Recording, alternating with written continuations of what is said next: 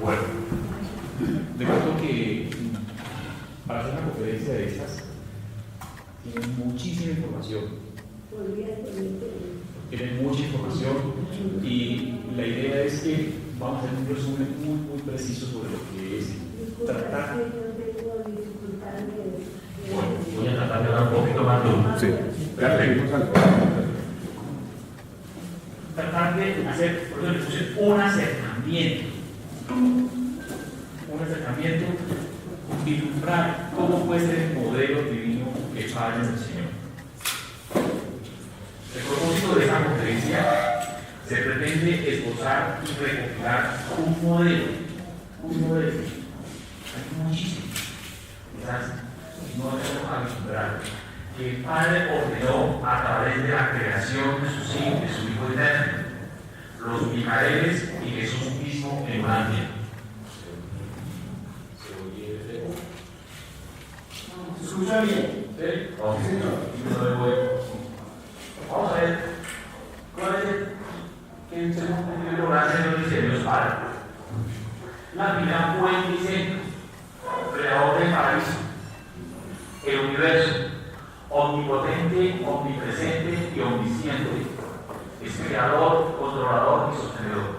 Todos sostenemos que esto tiene poder, maneja toda la potencia, toda la energía, está presente en todo lugar y tiene toda la sabiduría, toda la ciencia, toda la información, es sabio, es perfecto. Es el creador de más cosas, el que controla y que sostiene. La personalidad divina, ¿cómo podemos entender a Dios Padre? Nos dice el libro Ganta, que es a través de la personalidad divina, que es amorosa, bondadosa, compasiva, misericordiosa, afectuosa, justicia divina y sabiduría infinita. Ustedes ven, aquí están las cualidades propias de Padre, las virtudes, ¿sí? Pero dicen, ya no están vislumbrando cuál es el modelo. Y para entender la divinidad es comprensible para todos nosotros, como verdad, belleza y bondad.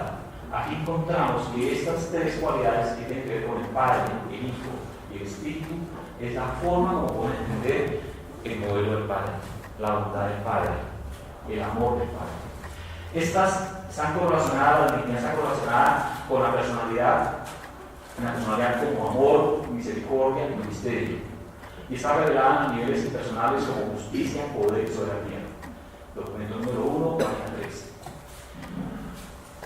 3. Estas son como las tres áreas, las tres cátedras, ¿sí?, que nos enseña el Padre para poder entender su modelo, para poder vislumbrar su amor, su bondad, su compasión y para poder llegar a hacer esto. Está relacionada con esos tres, el amor, la misericordia y el misterio. Puedo decirles que este es un modelo. Ahí está, el modelo divino. A eso nos invita el Padre que hacemos. Podría decir de forma muy simple que este es todo el contenido de la conferencia. Sobre esto me voy a basar para explicar cuál es el modelo divino de vida. Un acercamiento a ese modelo. Con todo eso que nos dijo el Padre, hizo un mandato: ser perfectos así como yo soy perfecto. Pero ¿cuál perfección? Todo esto, seamos omnipotentes, omnipresentes, creadores, amorosos, bondadosos, compasivos, aprendamos sobre la verdad, la belleza y el amor. Eso es lo que nos invita el Padre, a ser perfectos como yo soy perfecto. Ese es por su mandato. Para eso, las miliadas de sistemas planetarios, todos los planetas de galaxias, se formaron para que finalmente las habitaran muchos tipos de seres diferentes, de criaturas inteligentes, seres que pudieran conocer a Dios, recibir el afecto divino y amarle a su vez. Esta es la misión del abusador del pensamiento. Todos estos planetas, todas estas galaxias, todos estos universos se crearon para llegar a hacer eso, para conocer a Dios, para recibir el afecto divino y para amar. El Padre, en su infinita sabiduría, digo, alguien tiene que hacerlo. Entonces creó al Hijo eterno. Es la segunda fuente y centro. Es la manifestación personal de Dios Padre. Él es el creador adjunto de todas las cosas. Es administrador espiritual divino y ministra misericordia. Su función principal del Hijo Eterno es creador, administrador y misericordia. ¿Sí? Él es el que hace todos los modelos para llegar a conocer la divinidad del Padre, para conocer todas las bondades que explicaban anteriormente. El misterio del Hijo Eterno está dedicado a la revelación del Dios de amor. Esa es su función. Básicamente la función del Hijo Eterno es revelar el amor de Dios. Es crear todas las formas posibles que lo hizo Nahuana, ¿sí? Para cómo llegar a conocer el amor de Dios, para cómo ser perfectos como Dios perfecto. Acuérdense, el Hijo Eterno es los modelos como tal, no es creación porque le corresponde a otro ser. Esto está en el documento número 6, página 75. También le corresponde al Hijo Eterno, está el enlace sempiterno con el Padre en la prosecución triunfal del plan divino de progreso. Esto es, siempre va a estar en constante con el Padre, demostrar el plan divino,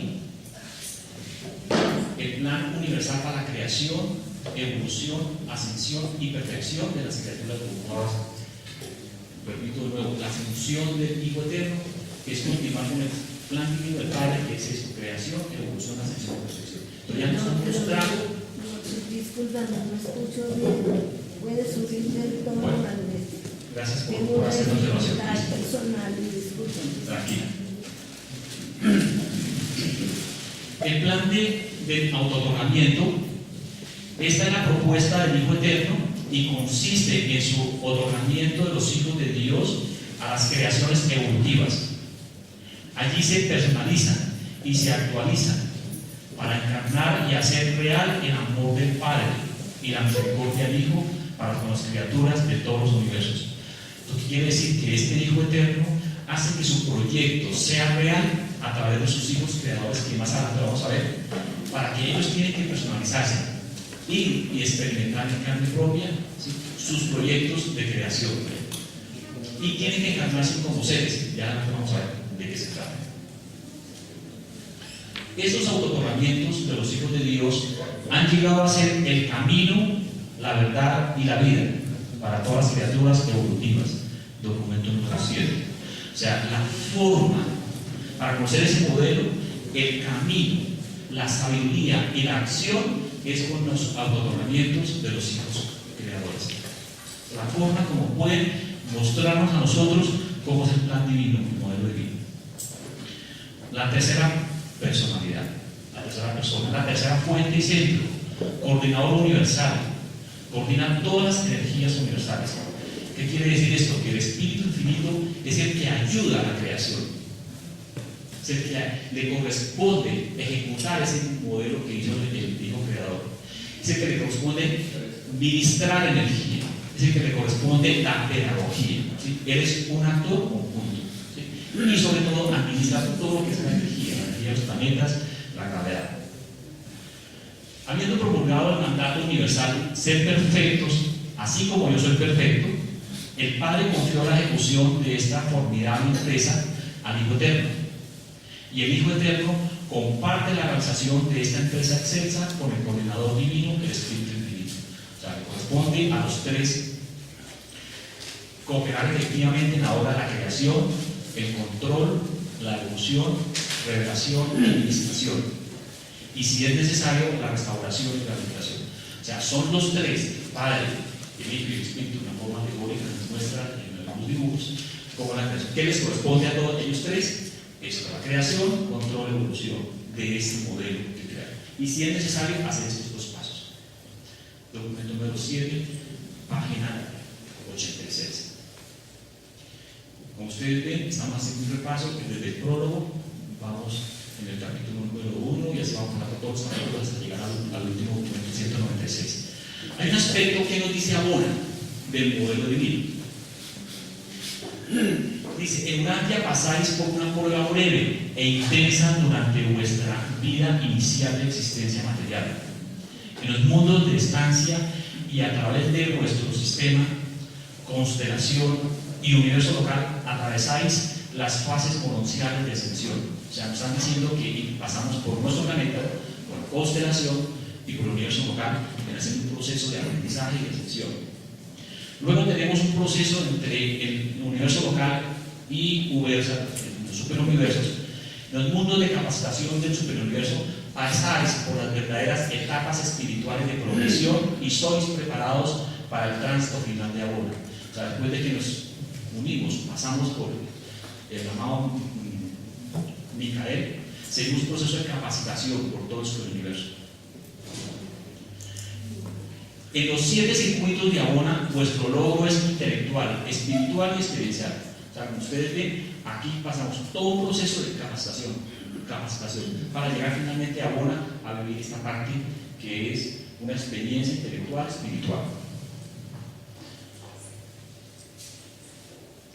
Abona ofrece el modelo original perfecto de armonía exquisita para todos los universos de evolución, documento 14. Es allí donde encontramos todos los modelos para hacer universos, galaxias, para hacer procesos espirituales, para hacer procesos de creación, de servicio.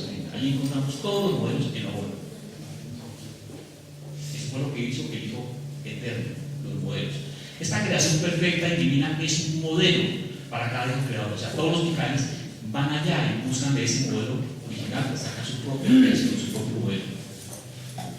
Los espíritus maternos de los universos, o sea, el espíritu infinito, creadores de los universos locales, obtienen su capacitación prepersonal en los mundos de Abona. Fueron debidamente instruidas en los métodos de cooperación con los hijos del paraíso, documento 14. O sea, tanto Micael y el espíritu infinito, el espíritu infinito y el espíritu materno se preparan allí en Abona. Abona es el lugar del modelo original de personalidad de todos los tipos mortales. ¿Sí? Es allí donde encontramos los modelos. ¿Qué modelos? Las formas diferentes para llegar a ser perfecto como Dios es perfecto, a encontrar esa bondad, esa misericordia, esa bondad. Hijos creadores. Son los hacedores y gobernantes, son los que hacen y gobiernan los universos locales del tiempo y del espacio. Estos creadores y soberanos universales son de origen dual, incorporando las características de Dios Padre y Hijo. O sea, nos quiere decir este documento 21 en la página 34, que ellos son los que hacen y gobiernan esos universos, y que esas características de ellos vienen de Dios y vienen del Espíritu, vienen del Padre y del Hijo. El Micael original, primogénito, 7 veces ha pasado por las experiencias del ascenso de las criaturas espirituales en los 7 circuitos de Abona. O sea, que aquí vemos que este Micael original tuvo que hacer sus autootornamientos en Abona, experimentando todos los modelos para poder llegar a experimentar ser perfectos como Dios perfecto. O sea, antes de ir a hacer su creación, tienen que probarlo.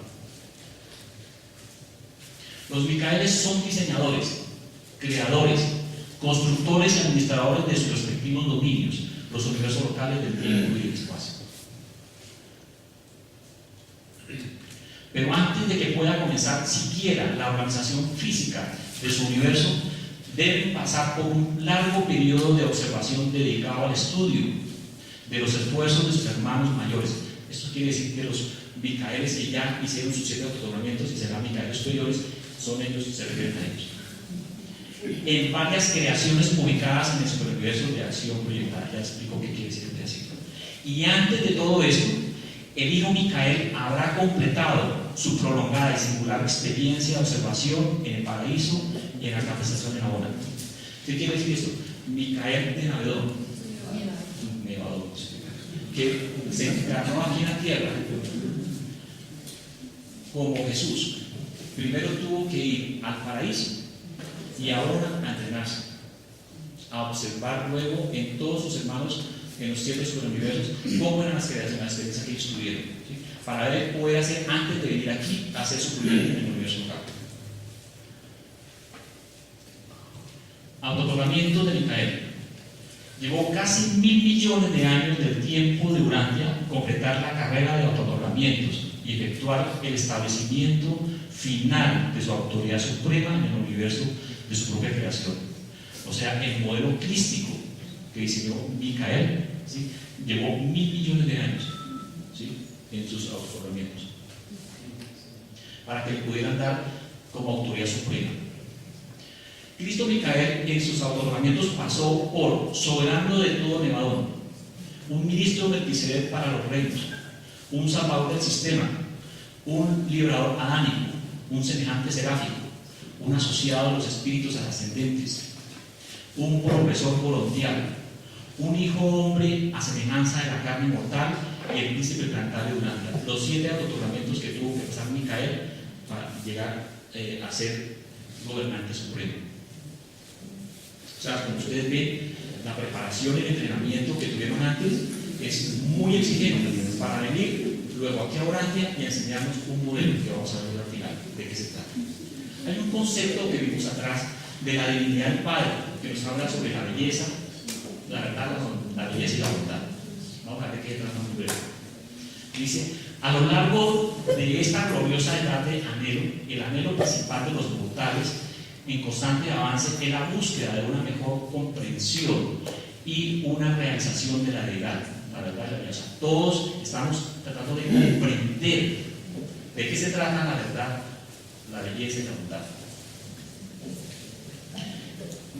Esto representa el esfuerzo del hombre por discernir. Ustedes van a encontrar a lo largo de aquí en adelante estas palabritas que se resaltan, que son unas cualidades muy especiales con las cuales todos deben estar presentes para entender ese modelo, para experimentar ese modelo.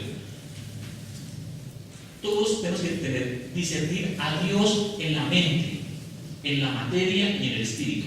He colocado caprichosamente este color con este color: materia con belleza y espíritu con bondad. O sea que todo proceso de mente, discernir a Dios, es de verdad comprender la materia y la belleza, y comprender el espíritu y la bondad. Y a medida que el mortal persigue esta búsqueda, se encuentra cada vez más sumergido en el estudio experiencial. Primera cualidad, discernir. Segunda cualidad, experiencia. Se requiere, para entender el modelo, que haya pensamiento, criterio, decisión. Más adelante vamos a explicar sobre eso. Pero es muy importante que el modelo no se va a entender si no se experimenta. Es vital, es el requisito número 1. ¿Estudio experiencial de qué? De la filosofía, la cosmología y la divinidad. Filosofía tiene que ver con mente, belleza. Cosmología tiene que ver con materia, belleza. Perdón, filosofía con mente y verdad. Cosmología con materia y belleza. Y divinidad con espíritu y bondad. Documento 56. Para entender mejor qué es la verdad, es la base de la ciencia y la filosofía. Ofrece el cimiento intelectual para la religión. La belleza patrocina el arte, la música y los ritmos significativos de toda experiencia humana. La bondad comprende el sentido de la ética, moralidad y religión, hambre de perfección experiencial. O sea, la ciencia y la filosofía tienen que ver con la mente y con la verdad. El arte, la música, los ritmos significativos tienen que ver con la cosmología, la materia y la belleza. Y todo lo que es la ética, la moral, la acción, el servicio, el hambre de perfección tiene que ver con la divinidad, el espíritu y la verdad. Más adelante vamos a ver el modelo que Jesús nos dio para entender cada uno de esos aspectos, cómo fue tan perfecto en cada una de esas áreas que él tenía que experimentar. Por eso vamos a ver todas las cualidades de él. Hay una norma que es la escuela de capacitación. Existe un propósito definido y divino en todos los esquemas mononciales y posteriormente espirituales de progresión mortal para las criaturas ascendentes. O sea, hay un proceso de capacitación. Este designio de los creadores ofrece a las criaturas del tiempo una oportunidad de aprendizaje. No aparece otra frase: discernimiento, experiencia y aprendizaje gradual de los detalles de la operación y administración del gran universo. Y este prolongado curso de capacitación se cumple mejor permitiendo a los mortales sobrevivientes asciendan gradualmente con participación real cada peldaño de la ascensión. ¿Qué quiere decir esto? Que a todos nosotros va a dar una oportunidad de aprender en la operación y administración del gran universo.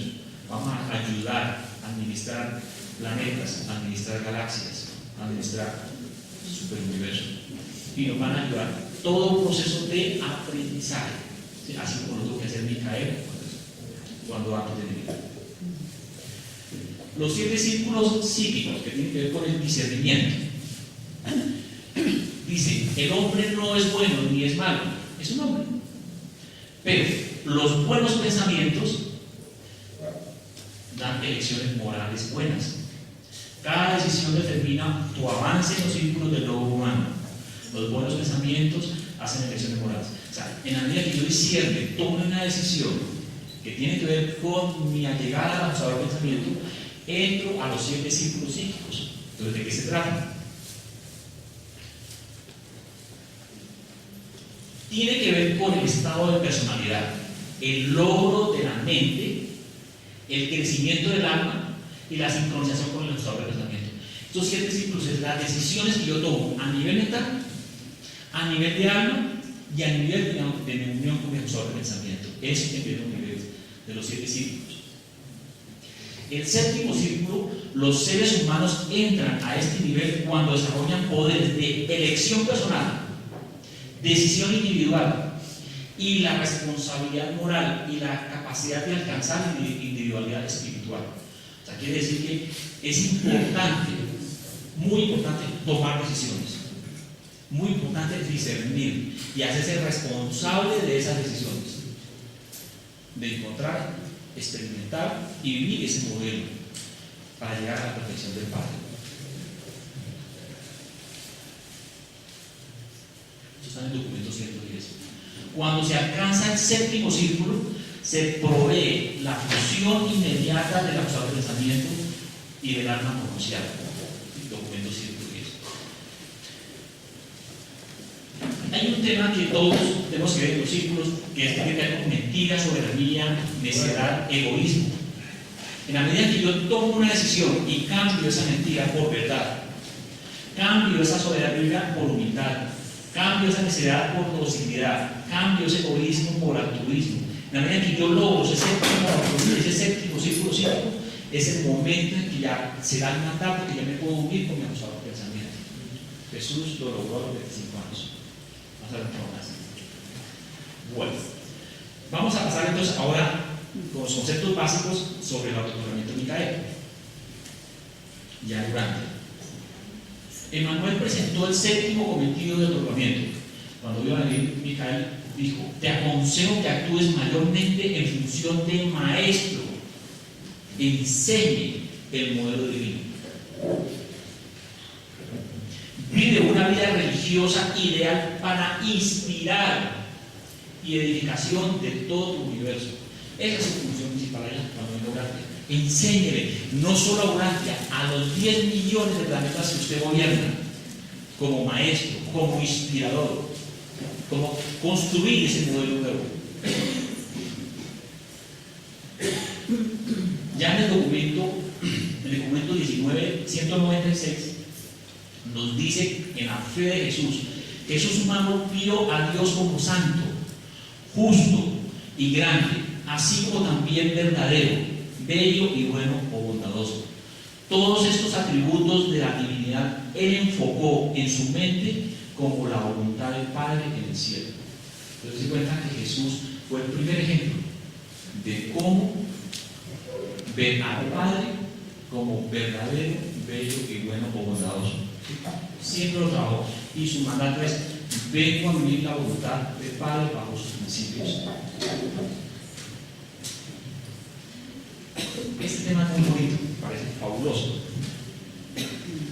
Es otra forma del modelo que Jesús nos enseñó, que tiene que ver con la oración. ¿Cómo la vio él? Voy a leerlo de rápido y no lo voy a explicar porque quería mostrarlos. Es una expresión sincera de actitud espiritual, una declaración de la lealtad del alma, un recital de devoción personal, una expresión de gratitud, un evitar de las tensiones emocionales, una prevención de los conflictos, una exaltación del intelecto, un ennoblecimiento de los deseos, una vindicación de la decisión moral, un enriquecimiento del pensamiento, una vigorización de las inclinaciones más elevadas, una consagración del impulso, una clarificación del punto de vista, una declaración de fe, una rendición trascendental de la voluntad, una afirmación sublime de confianza, una revelación de coraje. Esto nos está enseñando Jesús de cómo, para qué sirve la oración.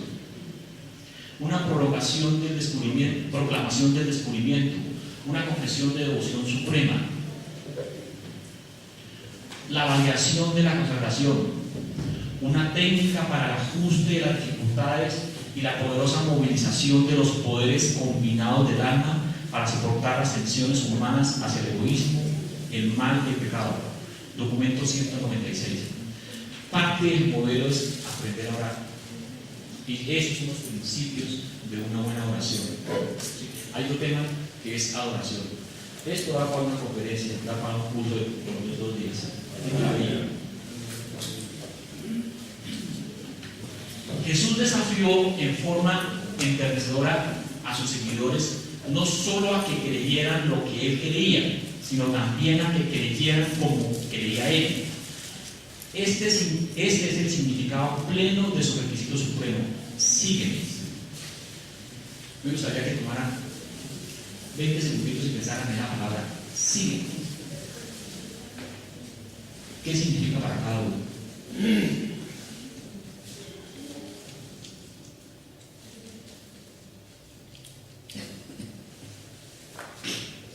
Es como fuerte, es como quien dice: oye, sígueme, ven, yo soy el camino, la verdad y la vida. Yo soy el modelo perfecto para llegar a ser perfecto como Dios. Sígueme, no me crea, sigue el camino, sigue la filosofía crística. Documento 196. Jesús fundó la religión de la experiencia personal.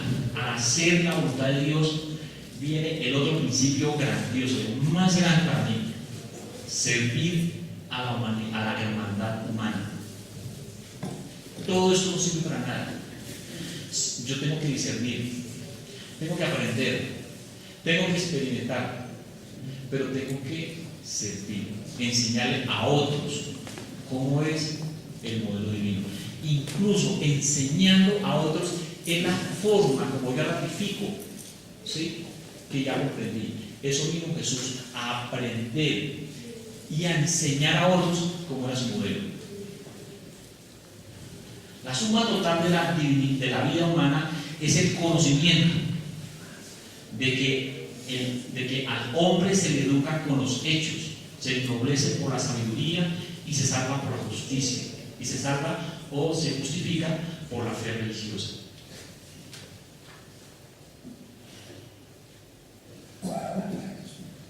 Bueno, yo quiero hacer un pequeño paréntesis. He querido que dos personas me ayuden en este proceso. Le voy a pedir que me ayuden a hacer las cortinas y que don Alvarito me ayude con su proceso. Cerrar las cortinas.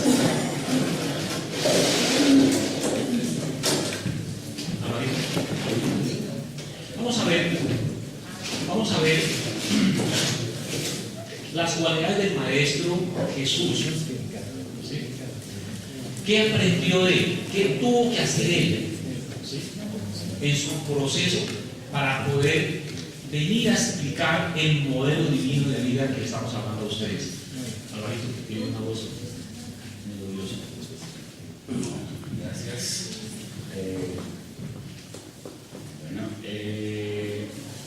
Hay algo que es muy interesante, que Jesús fue 1000 veces más de lo que cada uno de nosotros imaginó o ha imaginado. Entonces, él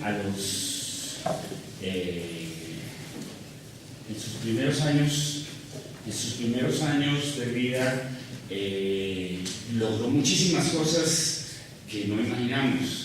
Pero entonces tenemos que recordar que a los 5 años llegó su ajustador de pensamiento y fue el momento en que pues ya él hace su primera decisión moral y empieza un ascenso que jamás le detendría, nunca cometió errores, nunca tuvo sino la guía del Padre Celestial.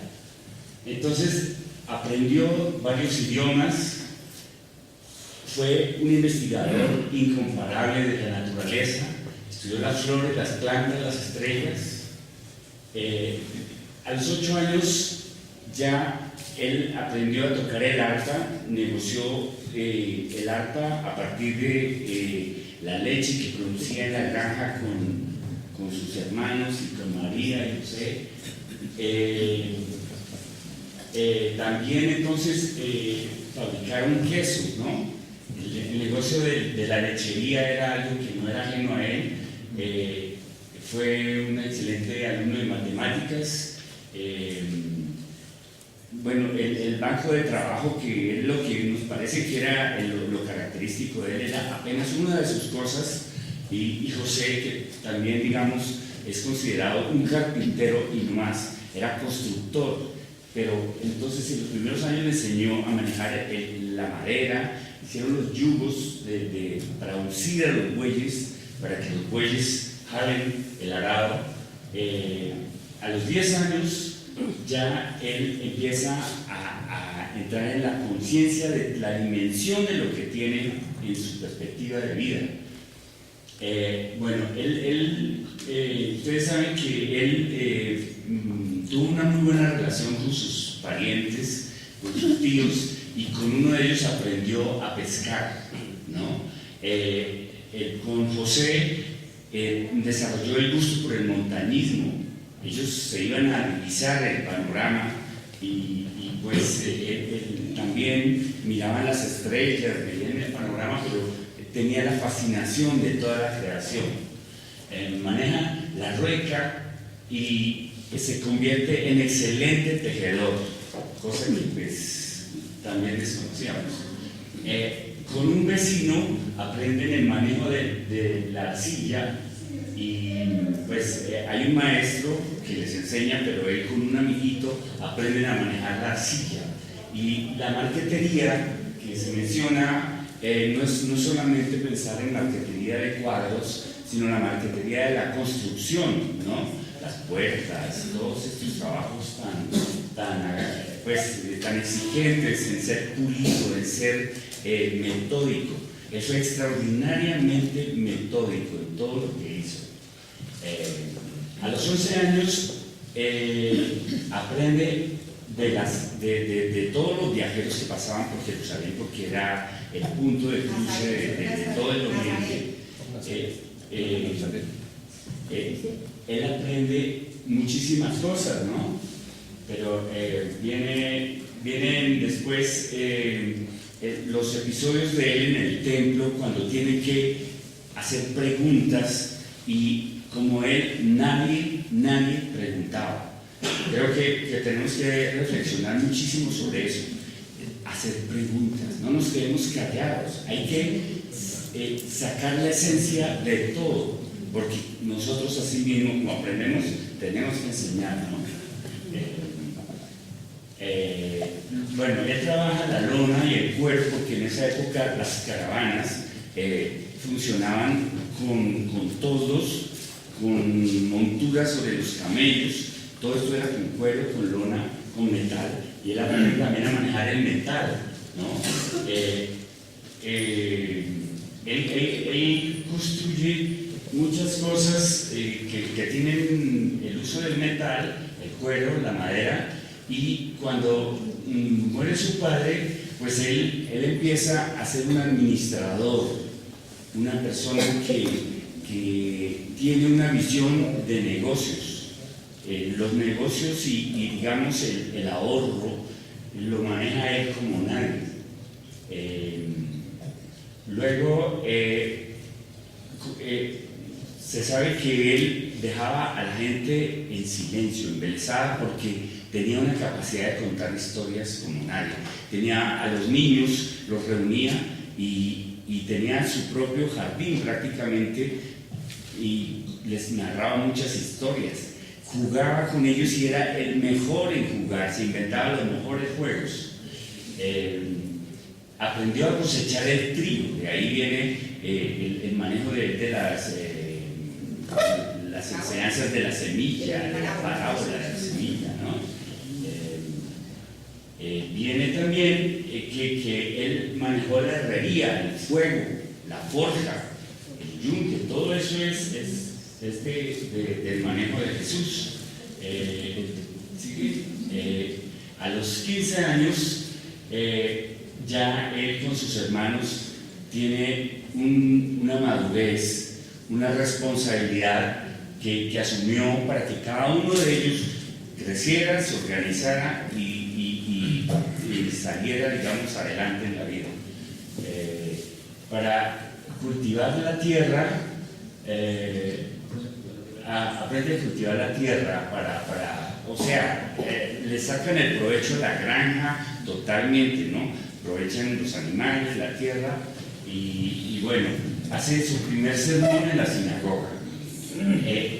Conoció mucho de mapas, de cartografía, de navegación, entre otras, ¿no? ¿Sí?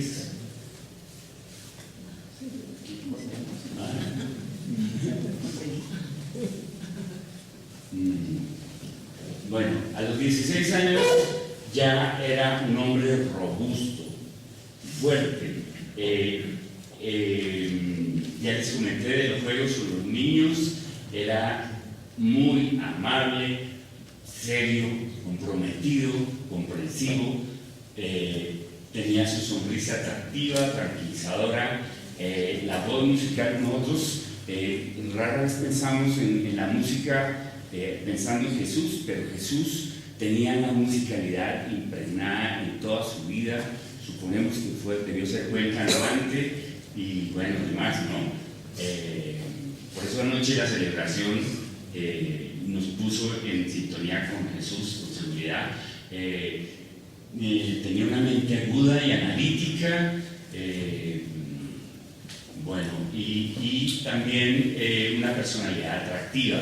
A los 18 años, él empieza a proyectar su vida a partir de las propiedades que tiene, porque hay circunstancias difíciles que le exigen cambios, y tiene que vender su arpa, el arpa que ha conseguido con el trabajo de la lechería, la tiene que vender herramientas y se consolida como un filósofo muy reconocido, ¿no? Entonces también enseña a sus hermanas y hermanos a comerciar con la leche, la mantequilla, con todo esto que producen en la finca y palomas también. Entonces ahora ya le han dio el arpa, entonces tiene la admiración de una muchacha que era la mejor amiga de su hermana mayor, Miriam. Era pues la hermana que le seguía y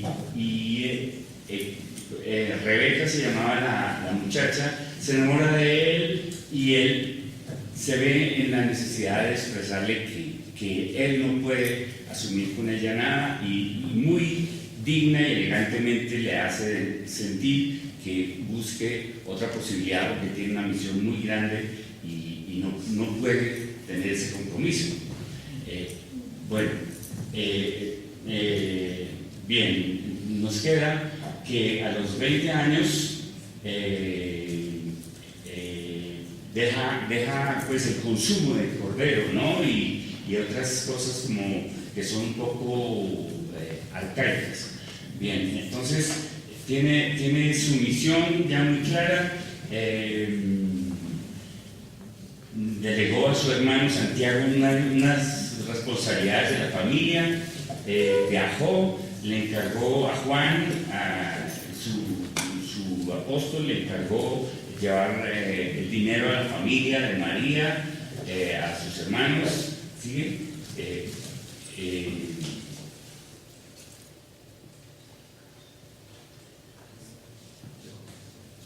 Bueno,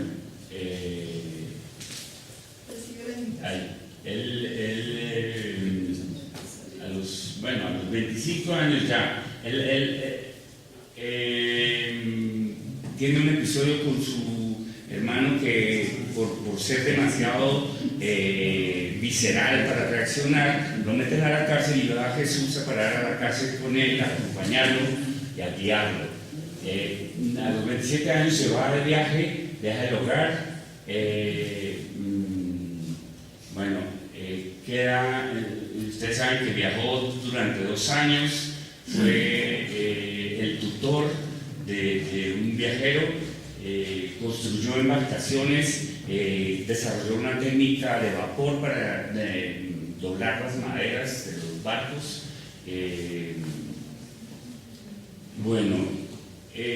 Vamos a hacer un poquito más sintética esta parte, ustedes tendrán que profundizar, pero entonces, bien, él le encargó a la familia Zebedeo, contó con ellos muchísimo, fueron sus mensajeros, su gente de confianza, les dejó la plata para apoyar a María, y bueno, ya sabemos que fue tutor, que se fue de guía de una caravana hasta Ur, desde Ur hasta Damasco, y llegaron al lago de Urmia, ¿no? ¿Qué era? ¿La laguna de Urmia? Sí, bueno. Allí él es invitado a ser uno de los catedráticos de Urmia, pero él rechaza esta invitación y continúa su viaje, ¿no?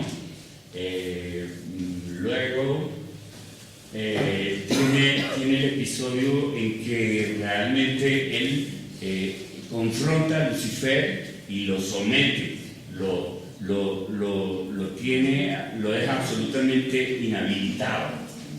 Resuelve eso y a los 32 años ya él tiene un poder grandísimo. Luego de todos esos episodios entra en la etapa final de su vida, que ya conocemos bastante. Esto es algo de lo que pues de pronto no se conocía mucho, pero digamos, nos quedan de él prácticamente sus episodios en los que él hace actos que son descomunales, como los milagros, pero todos sabemos ya que fueron actos que no fueron deliberados de él, sino fueron proyecciones de Dios a través de él por esa misericordia y esa bondad que él sintió en cada uno de esos episodios. Entonces, pues con esto creo que podemos terminar el repaso sobre esa parte de Jesús que no conocíamos y que pues realmente es inspiradora. Entonces continuemos con Wilson y su excelente conferencia. Gracias. Nos quedaron en esto de 33 al 36. Bueno, vamos a ver el siguiente, entonces, para terminar, ¿cuál es el modelo divino de vida de Jesús? Un video que nos hizo espectacular, don Gabriel.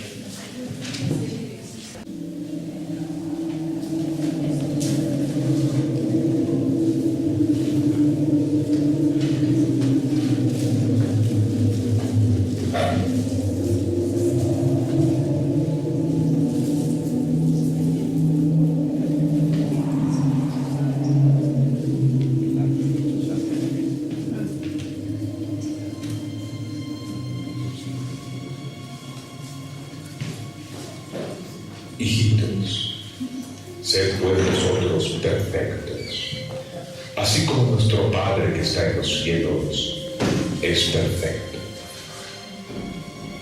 Jesús de Nazaret tenía un carácter perfecto, una personalidad fuerte, unificada y perfecta, pero su característica singular era la simetría en su exquisita y equilibrada unificación. Jesús tenía una ternura infalible y una constante fuerza de carácter. Era verdaderamente sincero. En él no había nada de hipocresía crítica. Estaba libre de toda afectación. era siempre tan refrescantemente genuino. Nunca se rebajó a pretensiones ni recurrió a las imposturas. Vivió la verdad incluso al enseñarla. Él fue la verdad. Fue totalmente sincero. Aunque dicha sinceridad a veces le causó dolor, era incondicionalmente leal a toda verdad.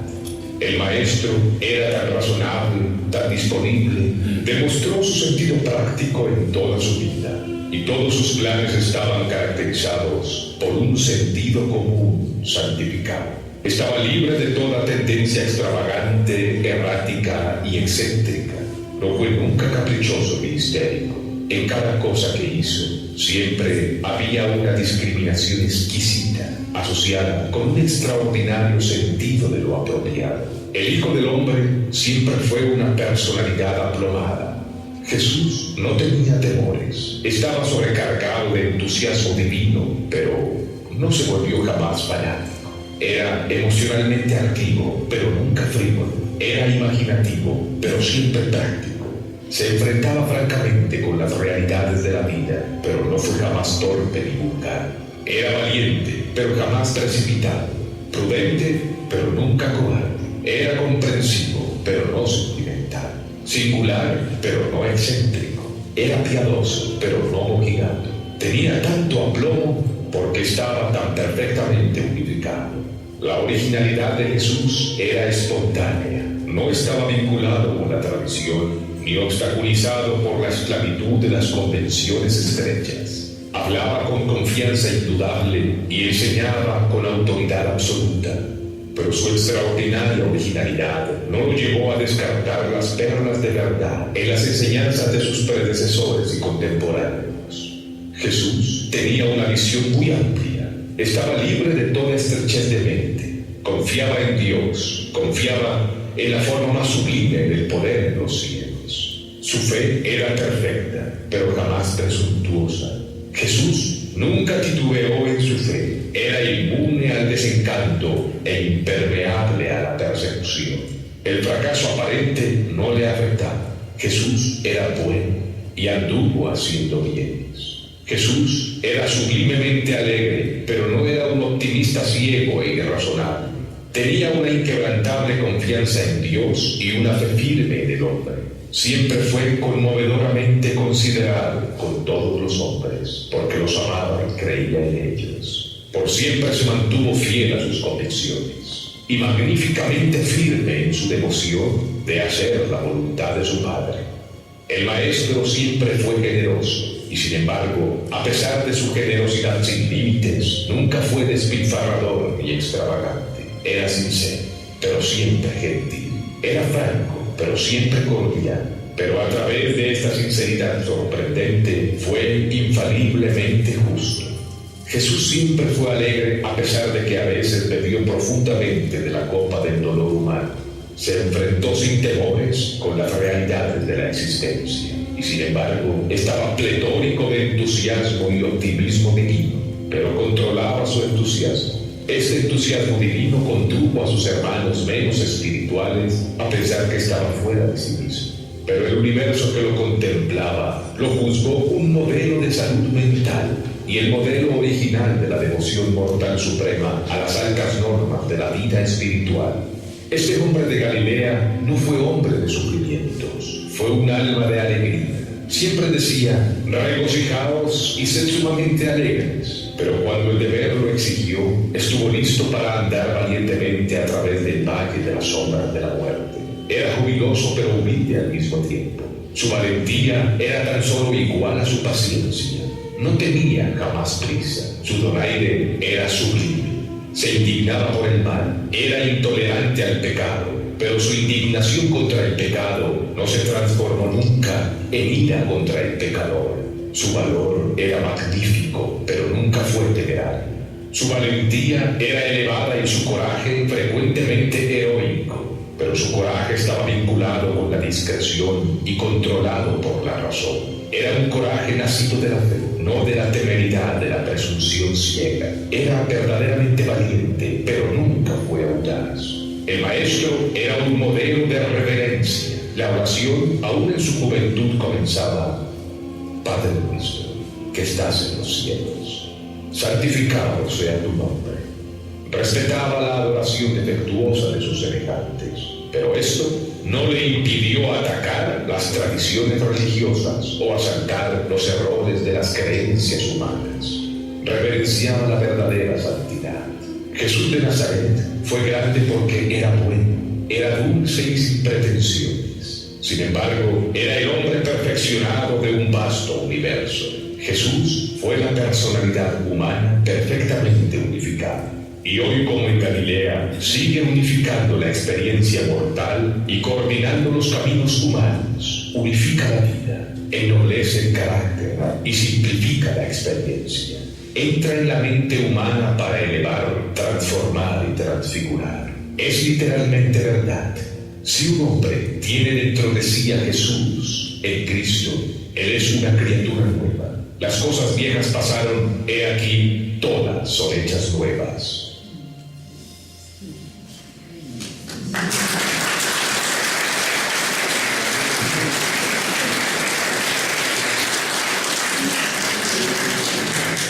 gustaría un aplauso especial para Ariel.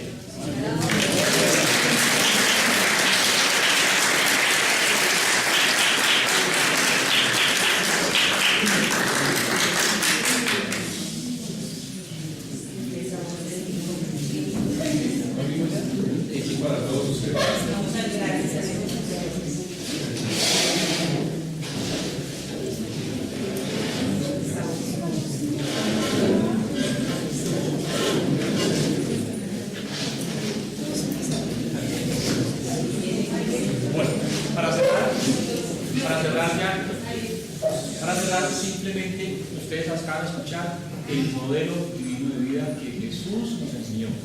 Lo único que nos toca hacer es ser perfectos como Dios es perfecto. Lo único. Muchas gracias.